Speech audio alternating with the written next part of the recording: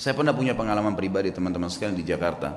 Waktu saya buka restoran, subhanallah dengan hikmah Allah terjadi sesuatu pada saat itu. Restoran ini mengalami kemunduran. Kemudian saya tidak tahu harus berbuat apa lagi. Lalu kemudian saya tetap menjaga komitmen di jalan Allah subhanahu wa ta'ala. Itu memang kebetulan tidak ada duit sama sekali. Restoran ini harus dibongkar total, pindah dari tempat sewanya. Saya nggak tahu harus buat apa. Yang saya lakukan adalah saya coba pada saat gentingnya seperti itu, bagaimana justru kita gencet diri kita untuk lebih dekat dengan Allah. Hati-hati, jangan malah masuk ke dalam hal yang haram. Karena makin memuncaknya sebuah cobaan, maka makin dekat jalan keluar dari Allah. Ini sudah harus 1 minggu lagi saya bayar. Dan kalau tidak dibongkar paksa, bisa rusak barang-barang. Ini kalau dibongkar, dirusak semua, ini jadi masalah. Dan ini ada investor yang masuk dengan saya. Ya Rabbi, apa jalan keluarnya? Coba, saya menghubungi ayah saya, kebetulan alhamdulillah beliau masih hidup, tolong doain saya, mudah-mudahan ada jalan keluarnya. Kemudian saya coba juga melakukan hal-hal yang saya mampu, ibadah kepada Allah SWT, sambil tetap saya sabarin, tunggu sampai titik terakhir.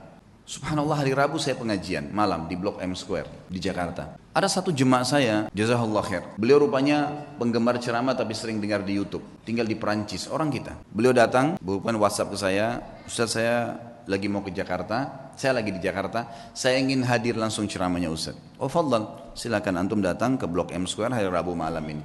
Kebetulan maghrib isya ada materi dosa-dosa besar, habis isya insya Allah akan ada tanya jawab sampai jam 9 malam. Datanglah beliau, habis selesai ceramah dia datang salaman sama saya, karena saya belum pernah lihat fisiknya, cuman selama ini kontek-kontekan program sosial yang saya kasih, sumur lah, beli motor buat dai lah, beragam macam program yang saya kadang-kadang buat di pengajian, itu semua dia ikut menyumbang. Yang jelas teman-teman sekalian, saya waktu itu kemudian saya ngobrol sama dia habis sholat, lalu kemudian saya kasih di mobil saya, kebetulan ada beberapa buku agama, silahkan ambil, bawa pulang, mungkin antum bisa baca-baca.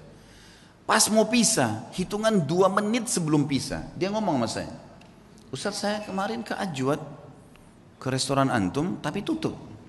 Oh iya akhi, udah tutup itu, mungkin sekitar sebulan sekalian tutup. Dan memang keadaannya sekarang kayaknya udah gak bisa saya lanjutin sewanya karena terlalu mahal. Dan ini insya Allah akan mungkin dibongkar, dalam 1-2 hari ini sudah akan dibongkar. Mungkin memang tidak bisa buka lagi. Loh kenapa Ustaz masalahnya? Saya ceritain sepintas, karena sewa ini harus bayar per bulan sekian, jadi saya tidak bisa menjalankan lagi.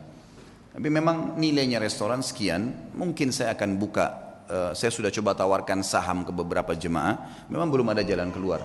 Emang sahamnya berapa Ustaz? Sahamnya sekian, saya bilang. Kemudian dia bilang sama saya, kenapa Ustaz baru bilang? Saya sebenarnya baru kemarin ikut investasi di satu perusahaan yang saya inginin. Baik Ustaz, berikan saya waktu, malam ini saya bicara sama istri, siapa tahu ada jalan keluar. Fadhal, silahkan. Saya pulang ke rumah, kemudian saya setelah mandi segala, mungkin sekitar jam 10 malam saya dihubungin sama beliau. Ustaz saya sudah musyawarah sama istri, kayaknya saya akan ikut sama antum nih, investasi. Restoran itu kita bongkar, pindah dari satu tempat, kita sewa, kita pindah semua. Tiba-tiba ini orang datang dari Perancis, Allah utus datang ke saya ke Jakarta, kemudian kasih jalan keluar. Dan teman-teman kalau saya sebutin nilainya, dia kasih uang ke saya cash 650 juta. Saya sampai gak bisa tahan, waktu itu nangis, sujud-sujud sama Allah, ini jalan keluar bagaimana ini? Saya langsung datang ke mallnya, waktu itu saya bahasakan ini saya mau buka kembali, dia bilang udah gak bisa Pak, harus bongkar. Baiklah, berikan saya waktu, saya sudah punya anggaran, saya sewa. Besoknya saya keliling, subhanallah, saya longin waktu, tidak ada saya kosongin pengajian, saya dapat tempat kontrakan baru, ada tempat lebih besar, saya bisa bayar, pindah semua dengan mudahnya. Dalam 2 minggu setelah itu sudah pindah semua, alhamdulillah, dan sekarang berjalan sudah hampir 2 tahun.